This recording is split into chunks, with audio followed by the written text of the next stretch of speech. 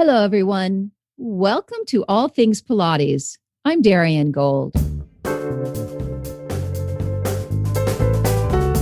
And grab the front of the chair right into your tendon stretch. Yes, come on, even if you don't go high. That's it. That's it. Nice long legs.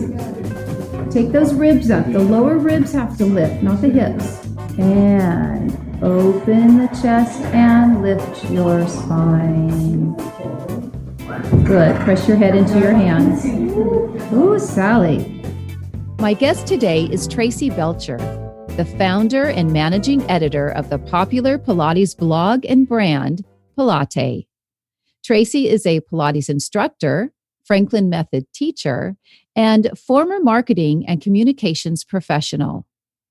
In the early 2000s, while on her way to becoming a full-time contemporary Pilates instructor, Tracy learned there was more than one approach to the Pilates method, and not just the version she was taught, which focused on corrective exercising from a muscle-specific protocol.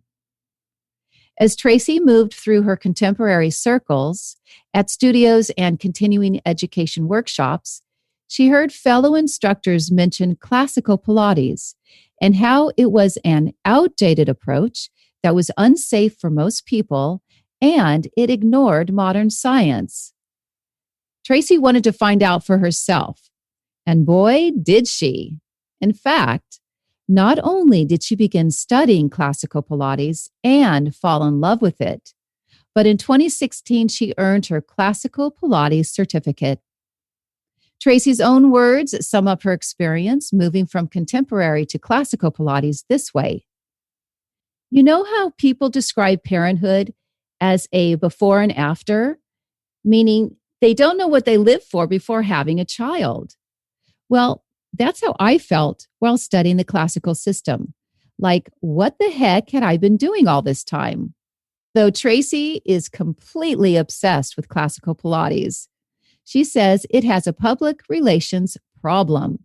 Actually, two. Problem number one, an awareness issue. People do not understand what classical Pilates is and what makes it different from its contemporary sister. Problem number two, an image issue. There is a perception of elitism and exclusivity. As Tracy explains, this generation of Pilates teachers and students don't care about past drama. It's a turnoff. We just want to learn the work. Tracy is zooming in from Miami, Florida, to help us figure out how to bring the classical Pilates method to current and future generations in an inclusive and inspiring way. Hello, Tracy. Thank you for joining us today. Yes, thank you so much for having me, Darian. Absolutely. We have our work cut out for us, don't we? We do. Lots to talk about, but it's an exciting topic. I love Pilates, so anytime I have an opportunity to talk about this stuff, it's a fun thing to do. And I think the listeners are going to pick that up quite quickly. Tracy, I imagine that being a top marketing professional came at a price. How did you handle the daily stress? Yeah, I was working in a very fast-paced environment, a lot going on, a lot of deadlines. I started at a PR agency where I was running accounts, maybe like anywhere from 7 to 10 accounts at once. Each account had, different team members to manage, lots of deadlines. And it was a lot to deal with. And I would try exercising and I just never really found anything that I loved. Nothing really stuck. I tried kickboxing and running and, just different things. And I would do it for a little bit, but then kind of lose interest. And that was until I think I found Pilates first. I did a mat class and I didn't love it. Yeah, I know. I remembered that recently. I thought my first experience was actually a reformer class, but it was a mat class. I didn't love it. But then I got an email, like one of those marketing emails, and it was an intro offer for a reformer studio. And the second that I laid down on the reformer, I was like in love, like I was hooked. I think at that point in my life, it just fit my lifestyle so well. I was able, I worked the regular 9 to 6, but then with events on top of that, I was working really late nights, lots of cocktail parties and that kind of a thing. And so I'd have to work out in the morning, but I was so tired. And it was just a nice way to ease into the day without that kind of running and jumping and burpees and all of this stuff that like I don't want to be doing at 6 a.m. I think that was one thing about Pilates that really hooked me, was that it worked with my lifestyle. The second thing was that I loved how smart it was. I loved how it made me think.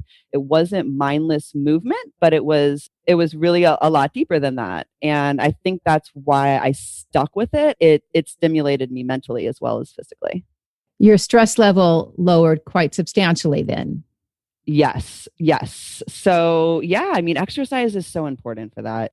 I think that's one of the most important parts about exercise is how it helps you mentally, really. Even more so than, it's great to have a tight butt, but, a sound mind is priceless. So, yeah, it helped me a lot. Definitely. And that's, how I kind of went on to pursue a certification. I was never looking to become a Pilates teacher in the beginning. I just loved it and I wanted to know more. And I wanted to know what my Pilates teachers were thinking when they were going through the different exercises. Why were they, asking me to do this movement differently? What was behind it all? I was just curious. So how did you make the jump then? How did you make the jump from director of marketing and communications to then becoming a Pilates instructor? How did you make that jump? Well, so I was at the PR firm. That's when I was doing just a student of Pilates at that point. And then I moved to an in-house position at what is now the Perez Art Museum, Miami.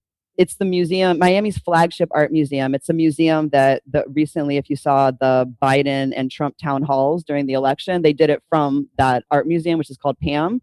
So I was the director of marketing and communications there. I changed jobs and I was getting ready. They were opening that facility. We were moving from another facility into this world-class building. It was designed by Herzog and de Meuron, who are world-class architects. Miami's, one of the best things to happen in Miami in a really long time. There was a lot of exciting stuff going on. I handled everything in the marketing department and communications department for that, from the new website, the ad campaign, the entire social media campaign, the community relations campaign. I mean, everything, media, bringing all the different arts writers from all over the world to come check out the museum, architect writers, everything. So there was a lot going on. It was a big job, but it was a great job. I don't know why I decided that was the time. But I decided that was the time that I was going to go, start a certification process. And I basically went and did my observation and my practice hours and everything before and after work. So I'd start teaching my friend Pilates as a practice body from 6 to 8:30, get over to the museum, do my day job, sometimes have an event. If I didn't have an event, go back, teach more Pilates, do more Pilates, go home, go to bed. On the weekends, forget it. That's what I was doing. I was studying and trying to get those hours in, because trying to get hundreds of hours of study in while, you just don't have the time. There's just not enough time in the day to do it all. You have to be very disciplined. So I don't know how I did that, but I did it. And that actually really kept me centered too. In a time that was like super stressful. One of the things that I've always kind of struggled with is when I get nervous. I'm not an extroverted person, but I have these extroverted jobs. I'm in charge of doing these like super swanky cocktail parties, and I hate small talk. So it's a very uncomfortable position for me. And so I would self-medicate or whatever, or get a little social lubricant going by drinking, but then I would feel terrible the next day. And I think that Pilates was something that kept me from doing that too much. I knew that I had to go do my hours the next day. It kept me from going out on the weekends. I think it really, even though a certification process is a huge undertaking and it can be a very stressful thing, and the time that I was doing it, it actually kind of had the opposite effect in calming me and keeping me centered and grounded. And I learned while I was doing that certification process that I actually liked teaching, which was a huge surprise to me. And I was good at it. And that was also a surprise. Because like I said, I'm an introverted person. I'm not an extrovert. I love speaking with people one-on-one and having meaningful connections and conversations. But small talk is like my personal hell. Like I hate it. terrible. It makes me so deeply uncomfortable. I was surprised that, when they would call me up and tell me to, here, practice, teach this person, I would actually like really get into it and be in a comfortable kind of place. You already have a skill set though, that you're tapping into that maybe you didn't realize. Yeah. And that was something, I think the communication part of that, because not a great speaker necessarily, but I like to write a lot. I'm a good editor, that kind of thing. And I think you have to be that way when you're teaching. You have to learn. I had to learn how to speak to my audiences in my job, especially with the museum. Sometimes my audiences were school children and I'd be writing, a speech for the director to give to kids. Sometimes I would be writing talking points for one of the curators or artists to give an arts writer of the New York Times. It just depended on my audience. So I think that helped me a lot, just knowing how to kind of edit myself or to speak, to communicate and speak to a specific audience. You had this high power job and lots of responsibility, cocktail parties, everything included. But were you not happy? Yeah, it was never really that fulfilling to me, which is a funny thing because it was truly a dream job. Anybody in Miami in marketing and communications would have wanted that job. It was a dream job. And I was just so unfulfilled. And I remember I was at my therapist's office and we were talking about how miserable I was. And she said to me, well, why? What's the problem? And I'm like, well, I don't have anything to talk to these people about. And she said, well, what do you like talking about? And I said, Pilates. And it just came out very, I wasn't thinking about it. I just kind of said it. And I kind of laughed and expected her to kind of be like, okay, well, obviously you can't do that. So let's talk about something else. But instead, she's like, okay, so let's talk about how to get you on a path to teaching Pilates.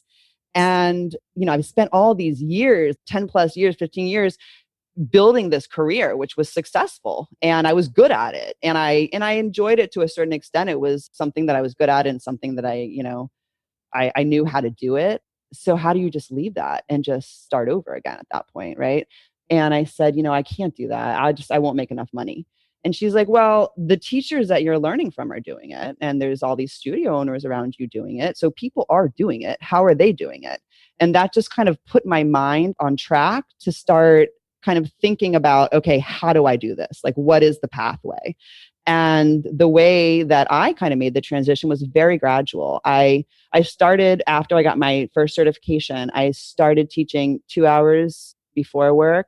Then that turned into, they offered me a job and I was kind of like, oh, well, I guess, I'll do like 1 or 2 hours a week. And then of course, a couple months later, that turned into 4 hours a week. A month later, that turned into 8 hours a week. And it just kept going and going and going until I was actually working like 20 hours a week. I was going before and after. I was going in late on Fridays. I don't know how I pulled that off, but I somehow pulled off 2 reformer classes in the morning and then going in late on Friday.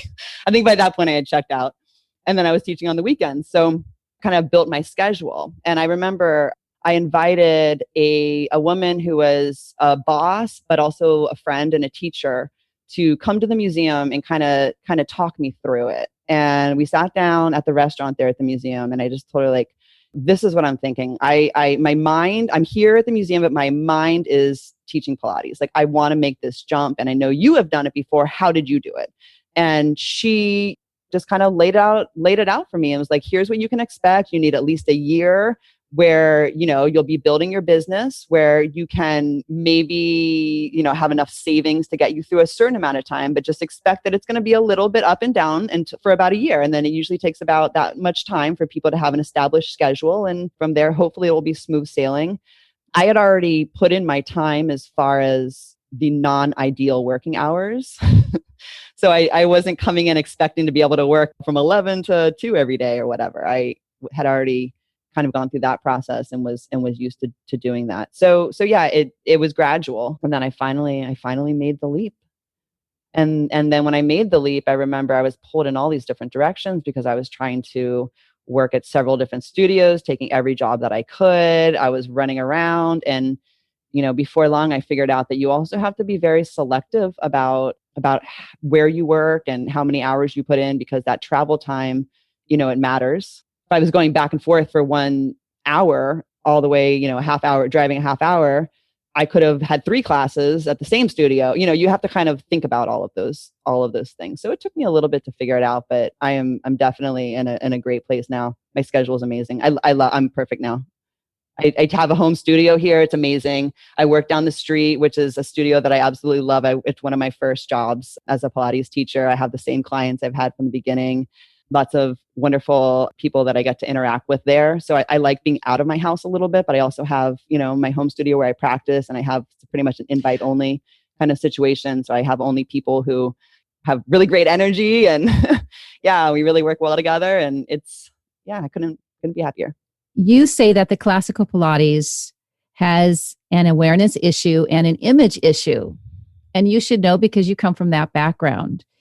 How would you bring about change? Because this is what we need now to reimagine how the public perceives this classical presentation of this man's work. How would you bring about change now? Yeah, well, there's a few things to think about. I mean, first of all, you have to identify what the issues really are, right? Before you can actually change them. So for me, with my experience coming into Pilates, it starts with Pilates in general, not just classical contemporary. It starts with Pilates.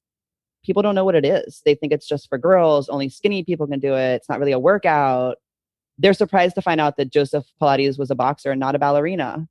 There's a lot of misconceptions about Pilates as a whole out there. Still, which is unbelievable. Yeah. Yeah. One of my first jobs was at a health club, a really high-end health club, and they gave every one of their members a complimentary Pilates session.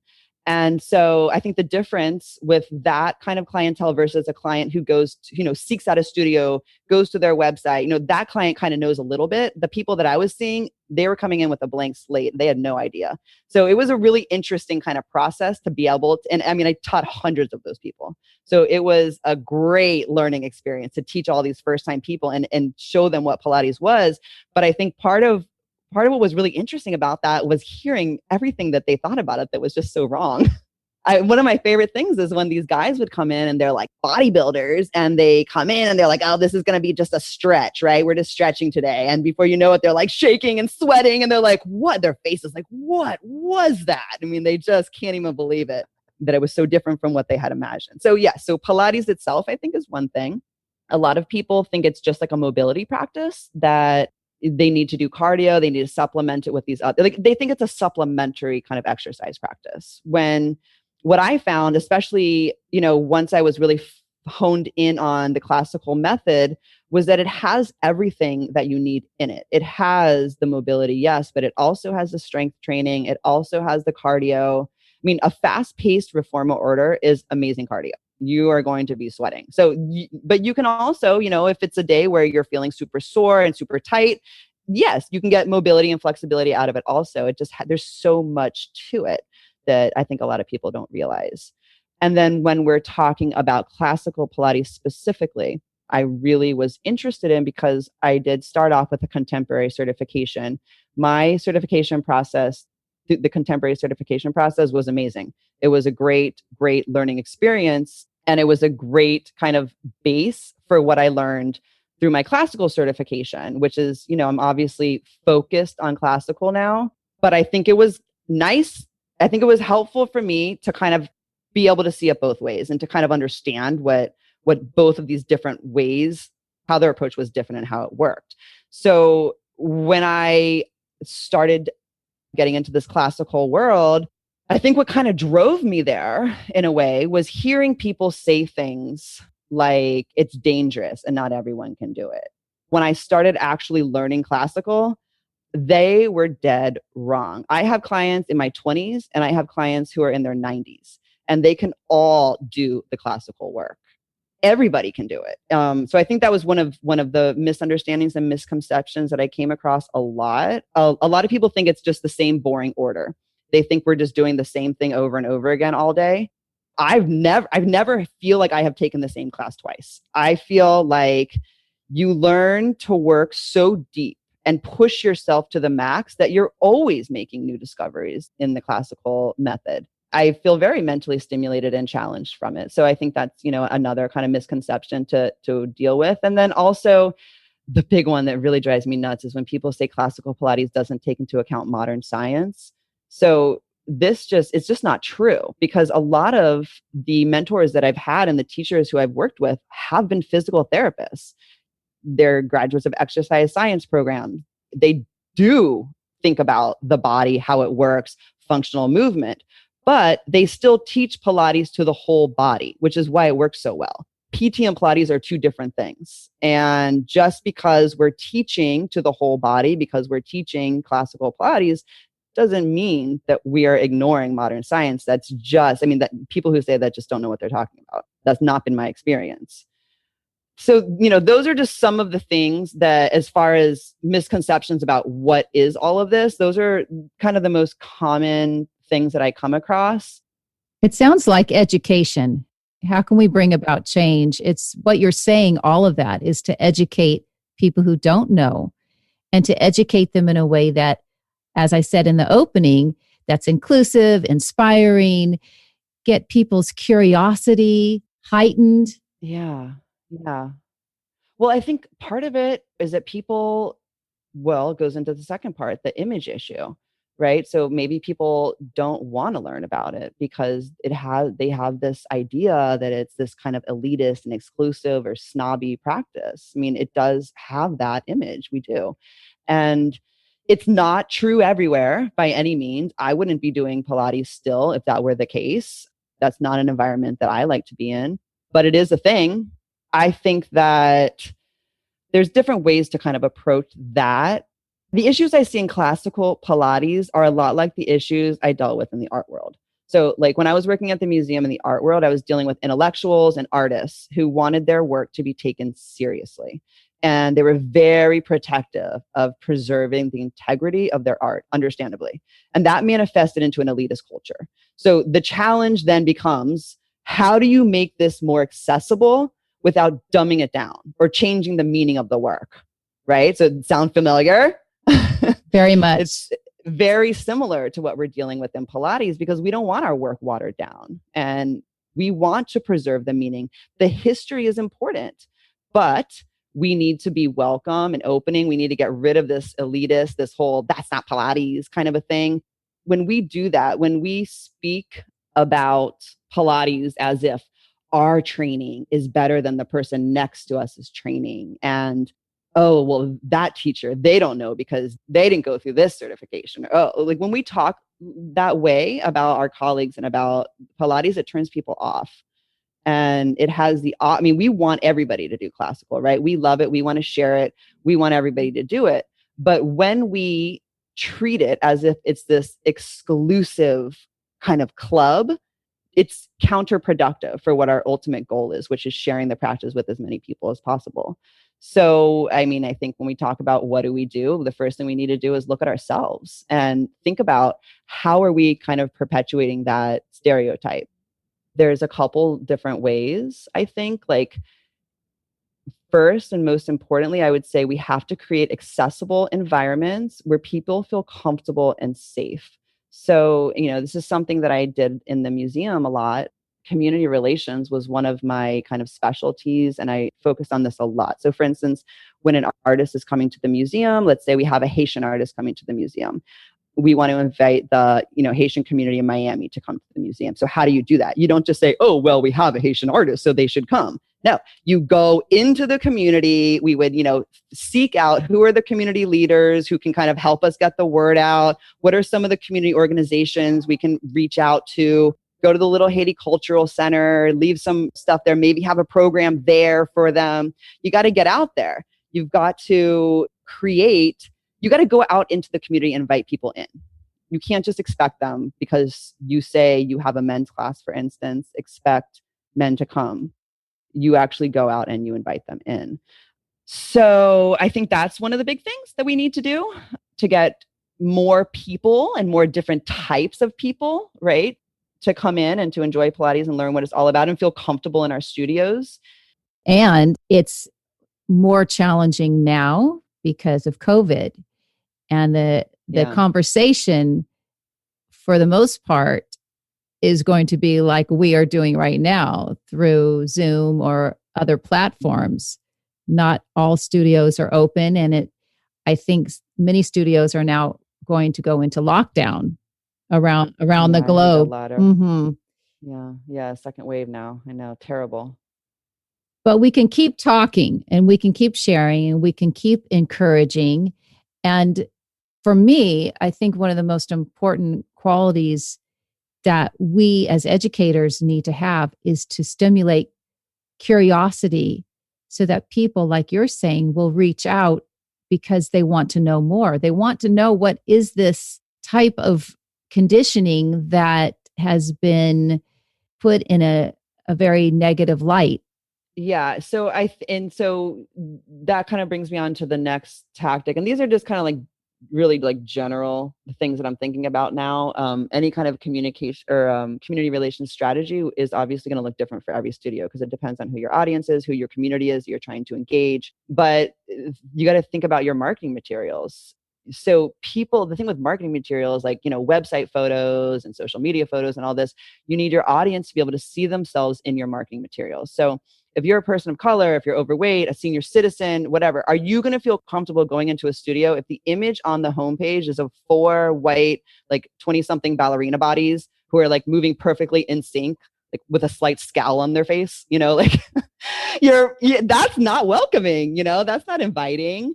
So like, why not? Like if you're trying to attract, an audience maybe of athletes around or lots of like cyclists or, runners, or you have an active community around you and you want to invite those people in, put pictures on your website of like people who are sweating and moving and working and really energetic. If you have a community around you that you want to engage of mothers, make sure they can see themselves in the photo. That's so, I've seen so many websites that just look so cold, especially in classical, because I think we take ourselves very seriously in classical. And it should be taken seriously to an extent, but it's exercise. We are not saving babies here. We're teaching exercise. So yes, it's important, but I mean, let's put it in perspective and make it more inviting for people and create more entry points for people. Another thing people can do to kind of make it more inviting is work with your community and offer a community class and go to a local park or a rec center. We talk within our industry a lot about how it's not accessible to everybody. I mean, we're charging $100 class usually. So we say that, and we know that Joseph Pilates wanted everybody to do Pilates, but how do you really do that if you're charging $100? You've just taken out a whole audience of people who can even try it. So I mean, that's another way. If that's something that's important to you, you do a community class or offer a mat class. Now, what's really great about the pandemic time is that we've all learned how to work online now. And so we can do online classes and we can offer it to more people. It does make it more accessible in that way to more people, which is not a lot of great things came out of the pandemic, but that might be one of them. I think we also need to stop talking about what others are doing wrong and just focus on the merits of our own work. In my experience, I have heard people talk about each other. Oh, that person, their certification wasn't as, and I think it's a turnoff. I think if instead of talking about what other people are doing wrong, we were to like celebrate the system instead of saying, no, they're not doing Pilates. What they're doing is something, I don't know what they're doing. This is what, forget that. Just celebrate the system and people will be more drawn to that. Talk about the changes you've experienced, post photos of the process, make it fun and real and authentic. And I think more people will listen and follow us. I think a lot of why people are not as attracted to classical Pilates, I think it's just because it's not always presented in as friendly of a manner. And I think if we can present it in a more like friendly, open and inviting way, because we all love it. So show how much you love it and talk about how much you love it and forget about what everybody else is doing that you don't like. Nobody wants to hear that. Nobody wants to hear you complain about the person next to you. Thank you, Tracy. That's good. Thank you. I think another important thing to think about is that we need to be really confident. We need to be confident enough in ourselves to stop caring so much what our colleagues think about us. And we need to start thinking about how we want to be perceived by the general public. So what I mean by that is don't seek to just replicate your mentor or teacher. You have to kind of take the good with the bad in every situation. And I've been guilty of this along the way where I catch myself saying something and I'm like, wait a minute, I didn't like when my teacher said that to me. Why did I just say that? And I have to stop myself and be like, okay, Tracy, you're drinking too much Kool-Aid, put it down. Who is it when you started off this journey? Who did you want to be? What kind of a teacher did you want to be? And get back to that. So I think sometimes what comes off as endearing when one person does it in a certain time period can come off as snobby and elitist when we replicate that behavior today. We're in a completely different place today than we were even 5 years ago, let alone 10 years ago or 20 years ago. You got to think about the current climate and what people are looking for. And we don't want division and fighting and all of this. Pilates is our escape from all of that. The world has enough of that right now. Tracy, let me move forward into another question because it dovetails a little bit of what you're just saying. Sure.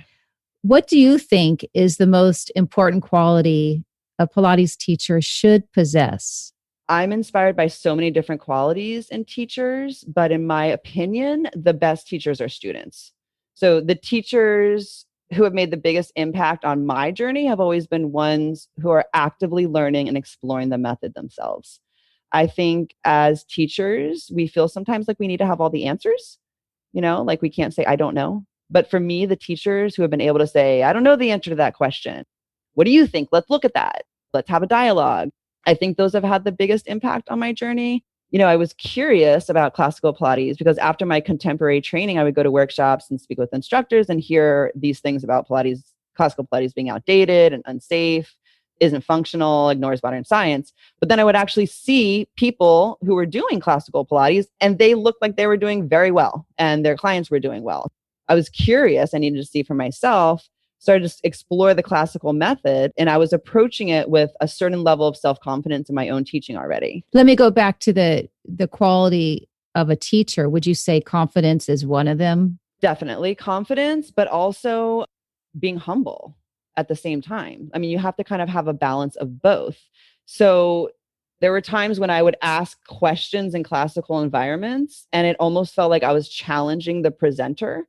I was used to being in learning environments where we discussed ideas openly, lots of critical thinking. There's lots of different ways to approach a problem, and there's lots of different answers. And that doesn't mean that because one is right, another is wrong. It's just a different approach. In some of the classical environments I was in, a lot of different situations with mentors and teachers, I think some of them felt like they couldn't say that. They couldn't say, I don't know. Or maybe they had never asked their teacher or were afraid to ask their teacher. So yes, confidence is important, but not any more important than being humble. I remember I went to a yoga class once and it was a workshop and the instructor just said, look, I'm here with you guys. We're all in this together. I'm learning right along you. Like, let's do this. I'm facilitating this, but I'm a student here too. And that was one of the best experiences that I've had. It wasn't somebody sitting up in front of the group saying, because I said so. It was somebody saying, let's figure it out together. So for me, that's what worked. Yes, confidence enough. Confidence in the way, not that you are confident you know all the answers, but confident enough to say, I don't know, or that's a really good question. We should look into that more and talk about that. Agreed. And encouraging people to ask questions. Yeah, I think that's important. Hi, my name is Diane, and I've been practicing Pilates for 10 months. Before I started Pilates, my hips used to hurt, and my doctor said it's just to be expected. I'm 56 years old, and my doctor, who's about a decade older, said that happened to her and she had to have hip replacements. But after 3 or 4 months of doing Pilates, the hip pain completely went away, and it's just been gone. And now, back to all things Pilates with Darian Gold. Tracy, you have a website called Pilatay. Tell us about it. I do. So Pilatay.com is a blog and a brand. And then I also have my kind of community interacts through Instagram primarily. I do have a Facebook also, but I tend to steer away from Facebook these days. Sounds like we all are. Yeah, probably a good thing. It started off as kind of my own exploration as I was kind of moving through my Pilates journey, especially as I started getting into classical and started to kind of figure out like what is different about this, what makes this different, why do I like it, just kind of exploring. And I think part of it had to do with that, me being in a way afraid to ask questions or having questions that I wanted to ask, that I wanted to kind of learn things more deeply. I think I expressed it a lot through the blog and through my Instagram page, and people liked it and they started following along and answering. And little by little, my personal page became more of a community page, and it has kind of a life outside of me now. It's really a Pilates teacher community. It's about 75% Pilates teachers and 25% students right now. Classical and contemporary? It's 50-50, which I think is great, because something to remember when we're talking about classical versus contemporary, it doesn't have to be a verse. Those contemporary students are your potential classical trainees one day. They could be one day. So it's like, I'm proud that it's 50-50 and that everybody feels comfortable there. But yeah, I have a lot of articles that are really specific for Pilates teachers. I have one about how to be your own best boss and time management. I have a lot of articles that Pilates studios and teachers share with their audiences. So Pilates myths, for instance, what to wear to your first Pilates class, stuff like that. Those are kind of my blog posts. And then my Instagram has become known for the memes, which, I kind of take ideas that have been going around in my head a little bit, or like funny things that I see in the industry, and kind of bring them to light, make a little, make light out of them through these like little memes and jokes, and people seem to relate to them and like them. So it's about celebrating the system without taking ourselves so seriously, is really what it is. And people like it. They respond to it. I have a very interactive audience. Interesting. Yeah, I have a lot of engagement, lots of shares, lots of comments, lots of likes. That's why I'm saying what I would like for classical teachers to kind of take away from this is we have to stop taking ourselves so seriously and stop alienating people and start inspiring people. I mean, I want people this system changed me in a very serious and impactful way. And it changed my clients. As soon as I started doing classical Pilates, my body changed, my clients' bodies changed, and my business blew up. And it's so special to me that I want people to try it. I don't want them to be dissuaded or have a negative feeling about it. I want them to see it in all of its glory that, you and I feel about it. So I think people should go to Pilates, go on the Instagram and kind of see how we're approaching it and some of the topics that we're talking about. And I don't know, maybe it'll inspire you a little bit to, I don't know, think outside the box a little. You have readership that also make comments under each blog posting. It's more like my interactive community is more on Instagram. So yeah. So the blog is very well read and shared. That happens more, I'd say, through Facebook.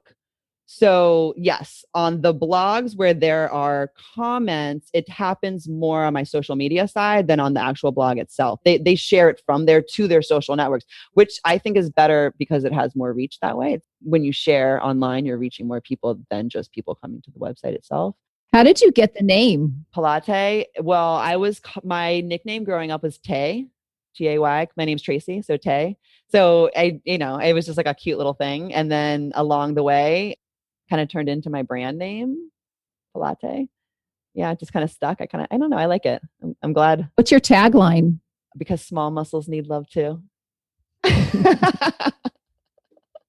Right now, I mean, I have a couple different taglines that I have. Pilates, there will be sweat was one. I mean, I got a bunch of different little taglines, but the one that stuck was because small muscles need love too. So for current and future generations, you are speaking to them now.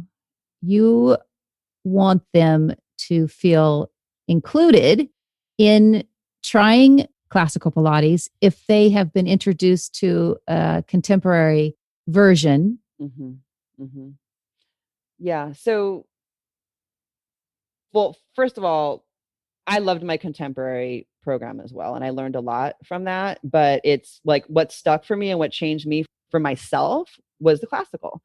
And what did you learn the most in the contemporary world, though? so, I mean, I think the learning environment of the program that I went through was amazing. It was all, I mean, we were lots of critical thinking skills, the anatomy, learning contraindications, learning how to learning how to program for a specific client and how to see. I mean, we know in classical we say teach the body in front of you, but in my contemporary program, like we really did that every single time. You actually programmed just for that person.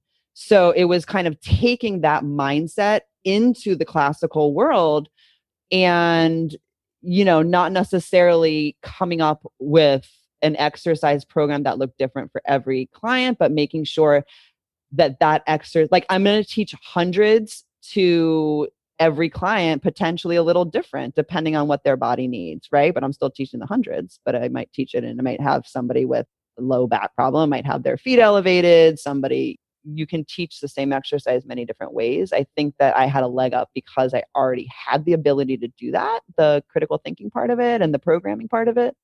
But I think the learning environment, it was a good one. I had a great experience, and then I went from the contemporary program to Franklin method, which was a whole other thing of like learning how the body actually moves and how the bones, like the rhythm of the bones, and how can you use that to your advantage to get more movement and more healthy movement and imagery and all this stuff. And then from there, I went on to classical. I came into classical with already a lot of things that I was kind of thinking about. And those two disciplines have influenced your classical teaching? Oh yeah, definitely. And that's, another thing I think about this whole classical contemporary thing. Like, who cares? Like everybody is on their own path. Everybody is on their own journey. Who are we to say, or who am I to say the person next to me's journey isn't as relevant as mine or as worthy? Yeah, because look how I found classical through contemporary. I was in a reformer class. On, reformers that would not be considered real reformers in some circles. And I fell in love with Pilates and I got a certification, and that pathway that I took led me to classical. Here I am. But do I think that the person next to me in an Allegro group reformer class is any less worthy than I am? No, that's their journey. I'll tell you the moment that I realized that. So I had started my classical certification and I drank the Kool-Aid. I was like all in, and I had a whole contemporary studio at my house, but I was like, I got to get rid of this stuff. I need the classical stuff. So this woman, and I'm like full all in. So this woman comes to buy my equipment, and she's so excited. And she's like, oh my gosh, I finally get to have a ladder barrel in my house. And her husband was there like, do you think we can fit the chair? Do you think we can fit the chair in our home gym? And they're like, oh, I'm just so excited. They're so excited. And then she tells me, oh yeah, because I do classes at, and it was like a franchise. She was doing classes at a franchise. And you know how Pilates people love to hate franchises. And I remember thinking like, wow, that is really special. Like she is so excited. Her eyes were lighting up. It was just this really cool moment. And it just kind of disarmed me, where I was like, who am I to judge or belittle this awesome experience this person is having because it's not real enough or good enough or classical enough? Like in that way, I don't think classical versus contemporary matters so much. And I think that if we're nice to each other. Oh, you just said a very foreign word, nice to each other. Oh my goodness. Yeah. Like stop looking down on each other and just kind of celebrate each other and where they are in that moment. Because like me, I started contemporary. I do not regret that. And I don't think it was a lesser experience. I'm so incredibly grateful that it got me to where I am today. And I mean, like I said, it is a before and after for me. It's like when you find your life partner kind of a thing. You're like, well, none of those boyfriends before ever mattered because this is the person I want to be with the rest of my life. Those boyfriends still had, I had great experiences. Like, I'm sure they'll make a great husband to somebody else. Or not. But this is, or not. But this is, this is where my head is right now. This is what I love and what I like to share. But I think that we need to respect where other people are in their journey as well. I love it. Tracy Belcher, fantastic talking with you today. You have so much to share, so much passion about the classical work and Pilates in general. And you have this wonderful platform to do it both on the website, your Facebook page, and Instagram. And people can follow you by... On Instagram, they'll go to @Pilatay. On the website is pilatay.com. And then Facebook is just /Pilatay. Thank you for your time today, Tracy. Thank you so much. It was fun. Hey, everyone. Are you a student that began your Pilates journey with a contemporary teacher and then decided to change to a classical teacher? If so, please leave us a message about your thoughts on your experience with the two different approaches. If we like it, we'll use your words in an upcoming episode.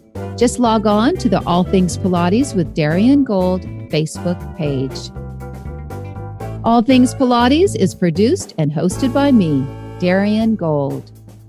Podcast production is provided by Audio Ephemera. I'm Andy, the audio engineer for All Things Pilates, but I'm also a student of Darian's. My Pilates practice has strengthened my core and, more importantly, given me a new awareness of my body and its abilities. Darian doesn't hold back, but it's fun, and I always leave my sessions feeling energized. And I'm not the only one. Pilates is definitely one form of body conditioning that if you haven't got it in yourself, you cannot give it. And Darian Gold has got it.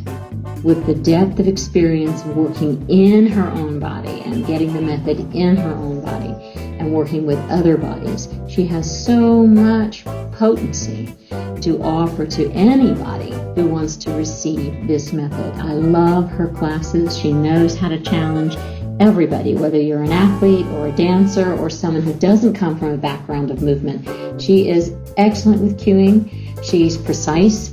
She demands perfection. And in that, you really feel that you have accomplished something when you work with Darian. She's masterful. I love her classes. Visit DarianGold.com to view her online class schedule. Also try one of her apps, available on the App Store or Google Play. And to keep up with Darian and all her new interviews, subscribe to this podcast. Until next time, follow your path.